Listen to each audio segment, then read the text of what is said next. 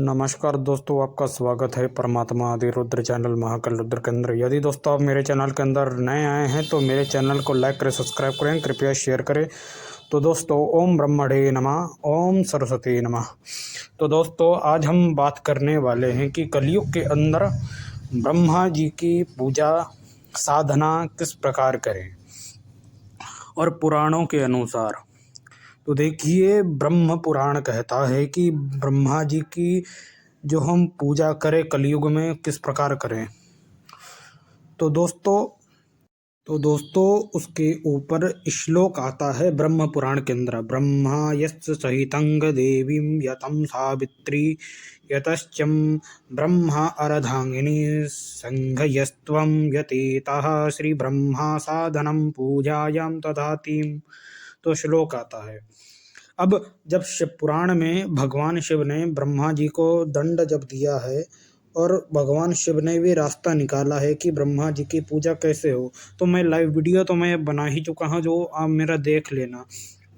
तो दोस्तों, तो शिव पुराण के अंदर भी भगवान शिव ने जब ब्रह्मा जी को दंड दिया है तो उसका भी रास्ता निकाला है।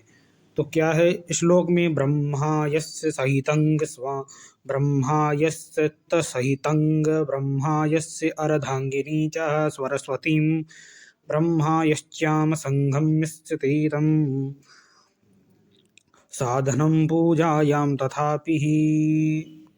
तो जो कलयुग में फिर जो ब्रह्मा जी की पूजा है वो कैसे करनी है, तो शिव पुराण और श्री ब्रह्म पुराण में स्पष्ट कह दिया गया है कि माता सरस्वती के संग ब्रह्मा जी की पूजा करनी है। क्योंकि शिव पुराण के पहले श्लोक में आया कि ब्रह्मा जी की अर्धांगिनी सावित्री सरस्वती देवी जी के संग ब्रह्मा जी की पूजा साधना करनी है। और दूसरा ब्रह्म पुराण में ब्रह्मा जी की अर्धांगिनी श्री सावित्री सरस्वती जी के संग ब्रह्मा जी की पूजा करनी है, साधना करनी है। अब हम दोस्तों जो एक मेन बात हम कहते हैं कि बहुत लोग कहते हैं कि ब्रह्मा जी ने अपनी बेटी के संग शादी कर ली। तो मैं इन मूर्खों को मुंह पर तमाचा में मार के कहना चाहता हूँ कि दो प्रकार से स्पष्ट वर्णन आया है ब्रह्म पुराण के अंदर। ब्रह्म पुराण के अंदर माता जो सावित्री हैं, जो ब्रह्मा जी की अर्धांगिनी है, उनके सहस्त्र नाम में आता है कमला लया यद्या विद्या जया सुध्वम केवलम कमला यत्व शोभितम ब्रह्मा वल्लभा। तो उसमें श्लोक आता है, उसमें साफ साफ वर्णन आता है सावित्री जी के, जो माता भगवती सावित्री सरस्वती के सहस्त्र नाम में, माता भगवती सावित्री के सहस्त्र नाम में जो ब्रह्म पुराण के अंदर है, जो ब्रह्म पुराण के अंदर आता है, जो माता सावित्री का भी एक नाम सरस्वती है। माता भगवती सावित्री जी का भी नाम एक सरस्वती आता है। तो जैसे ब्रह्म पुराण के अंदर माता सावित्री जी के सहस्त्र नाम में माता सावित्री का भी नाम एक सरस्वती आता है। और दूसरी बात, जो ब्रह्मा जी की जो बेटी जो सरस्वती हैं, वो सावित्री जी के स्वरूप से भिन्न है। सावित्री देवी वीणा धारणी हैं, और जो ब्रह्मा जी की जो पुत्री सरस्वती हैं उनका स्वरूप कैसा है, तो श्लोक आता है ब्रह्म पुराण के अध्याय नंबर 8 में। तो ध्यान से इस श्लोक को सुनिएगा। अध्याय नंबर 8 में श्लोक नंबर 17, 72 और 71 श्लोक में, ब्रह्मा यस्य पुत्रीं सा सरस्वतीं यतेनं कमलापाशं गदंगम धारणी कमला यस्वदेनं धारणीं तथा श्वेतं वस्त्रं धारणी तथा यस्याश्चं ब्रह्मा यस्य पुत्रीं सरस्वतीं देवीं नमोस्तुते भ्यं।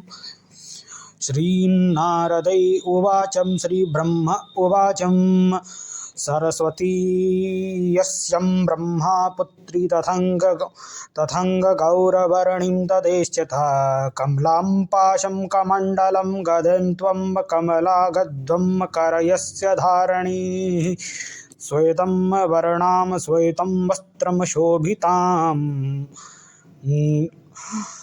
सुन्दरमुखण्डमण्डलायतं च ब्रह्मा यस्य पुत्रीं व्यतीत सरस्वतीः वैजन्तमालायां शोभिणां कमलं मालायाङ्ग्रशोभिणां स्वर्णं हारडधारिणी हारण्यतधारिणी यतः श्रीब्रह्मं पुत्रीं सरस्वतीः यस्य ते दिव्यै नमो नमः। तो ये ब्रह्म पुराण में श्लोकों में साफ साफ वर्णन आता है।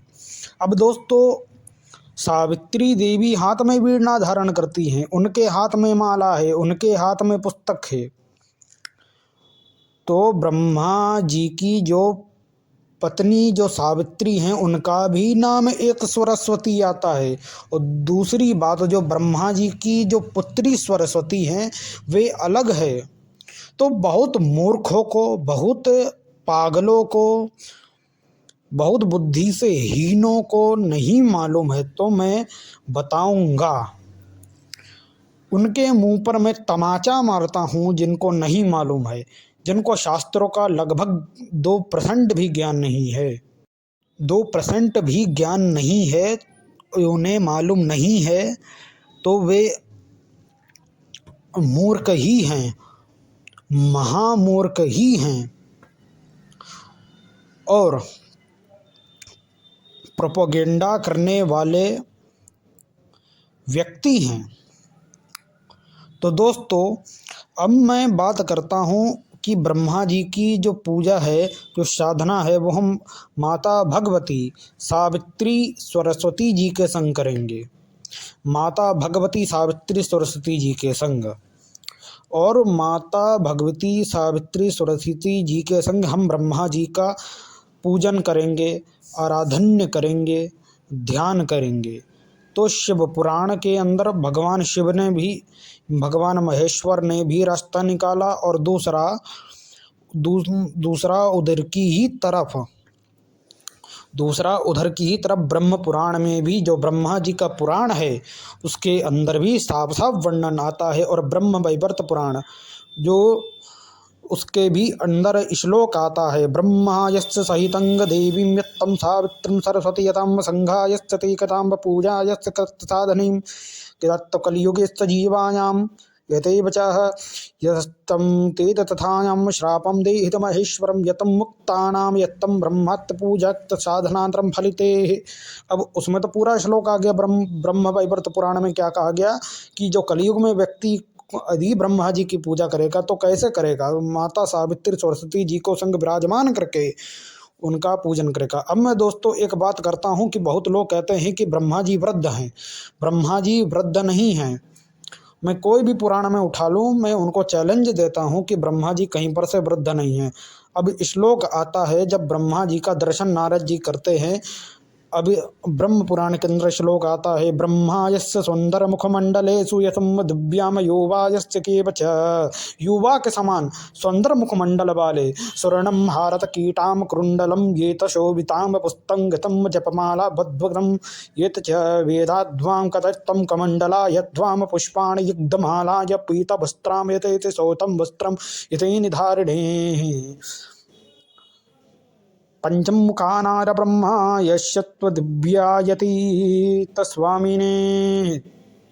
तो ब्रह्म पुराण के अंदर आता है, जब नारद जी दर्शन करते हैं ब्रह्मा जी का, नारद उवाच में वर्णन आता है। नारद उवाच में जो ब्रह्मा जी का दर्शन करते हैं नारद जी, तो ब्रह्मा जी सुंदर मुखमंडल वाले हैं, वृद्ध नहीं हैं।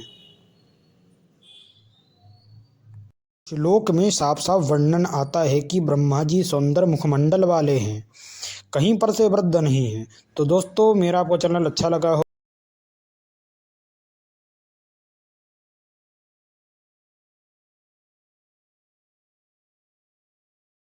और दोस्तों, कोई भी सवाल हो, कोई भी प्रश्न हो, आप मेरे चैनल में मुझसे पूछ सकते हैं। तो दोस्तों, ये चीज़ आपको जाननी चाहिए, बहुत ही ज़रूरी है आपका जानना। ब्रह्मा जी के ऊपर बहुत लोगों ने अफवाहें उड़ा रखी हैं कि उनका कहीं मंदिर नहीं है।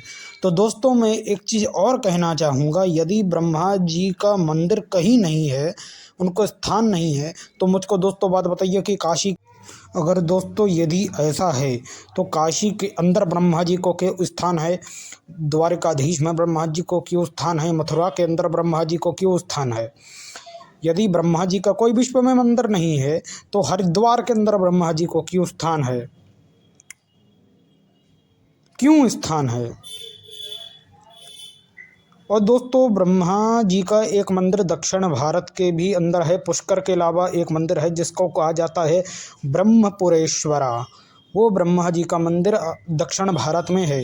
तो दोस्तों यदि ब्रह्मा जी को स्थान नहीं है तो अरुणाचल, जहाँ पर प्रथम ज्योतिर्लिंग है भगवान शिव का, जहाँ से ब्रह्मा जी को दंड मिला है, अरुणाचल महादेव तमिलनाडु, वहाँ पर ब्रह्मा जी को फिर क्यों स्थान, अगर भगवान शिव ने ही मना कर दिया था।